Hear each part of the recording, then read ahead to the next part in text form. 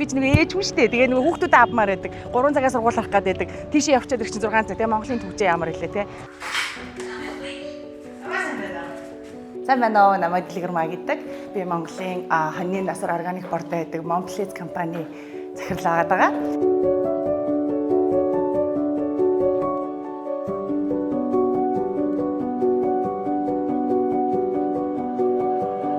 Би ч бас нэг 10 жил 10 гаруй 12 3 жил маркет амьдрах хугацаанд ер нь ингээл их оронд очихсан те нэг юм хийгээл эмээ энийг хийсэн гэж ярих юмсан гэлээ өөх боддог байсан. Тэгээ ямар ч байсан тэрнийг эхлэх хийгээ явж байгаа. Тэгээ энэ бүтээгдэхүүнийг анх хийхэд айгуугаа сэтгэлийн өөрлөлттэй за хаста нэрэ Монголд юу лээ ноос үнэгүй байгаа би хаста үнэн гоё бизнес олчлаа гэл. Тэгээд энэ маань өөрөө экспортод бас гарах тийм зах зээл нэгтсэн байсан. Ээж хүний хувьд гэртээ зарцуулах цаг аягүй хэцүү. Одоо ингээл ажиллаа гэх үү, тэ дээрэс нь хүүхдээ гэх үү.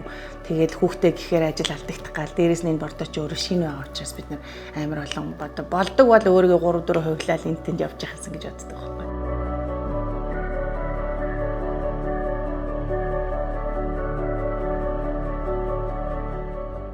Монголчин нөгөө нэг одоо улс төрөөд айгуу докторгүй. Нэг ингээд бодлого шийдвэр гараад, нэг засаг гараад ингээд айгуугаа ажиллаж итэл маргааш нь байхгүй болчихдог. Юм амар олон юм шатамжлагтай.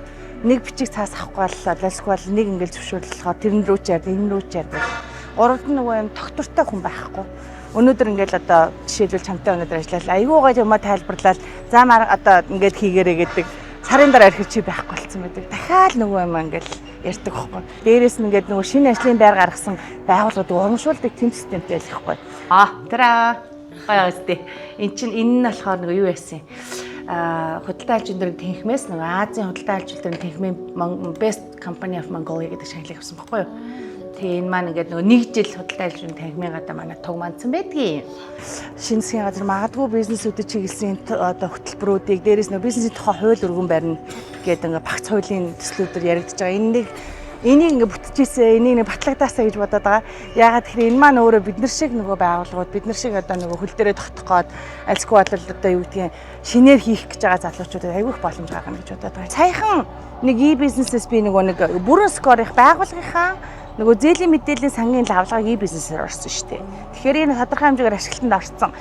E-Mongolia бол амьдралыг амар хэлбэрчилж байгаа. Бүр үнэхээр бүр яаж ийм гоё юм хийсэн те. Яг энэ шиг e-бизнес гэдэг платформ гарах гэж байгаад бол ястаа нэр үнэн баяртай байгаа. Яагаад гэвэл одоо экспорт хийх гэж ч юм уу эсвэл нөгөө бичих цаа одоо дархан нүүлээш нөгөө хөдөө аж ахуйн юм. Айгүй хэцүү байсан. Яагаад тэгэхээр нэг уулзалт хийх гээд дархан руу явна. Явахгүй ажиллахгүй заяа. Явах гэхээр өдөр алд дуусчаад байдаг. Би ч нэг ээж хүн штэ. Тэгээ нөгөө хүүхдүүд авмаар байдаг. 3 цагаас сургууль авах гээд байдаг. Тийшээ явчихад ирэх чинь 6 цаг. Тэгээ Монголын төвчөө ямар хэлээ те. Тэгэхээр нөгөө энэ e-бизнесийн ч юм уу энэ цахим платформууд, цахим хөтөлбөрүүднийг уламжлал хүргэжээсээ. Тэгээ засгийн газар маань ингээ олоод харцсан айгүй баяртай байгаа. Тэгээ ялангуяа бас залуу хүн болохоор хийж байгаа юм уу? Би бол айгүй сайн дэмжиж байгаа. Тэгээ манай бүтээгдэхүүнийг бас ялангуяа нөгөө нэг хэрэгэлсэн хүн дандаа буцаж ирдэг. Тэрэндээ би айгүй хаппи байдаг. Тэгээ одоо ямар ч хэлсэн ирэх жил бид нэр Costco-оор орчих гол хичээж байгаа. Тэгээ нэг Costco-д орчих юм бол тэгэл ингээл явчихна гэж 2 дахь 3 дахь өдөрөө гаргана.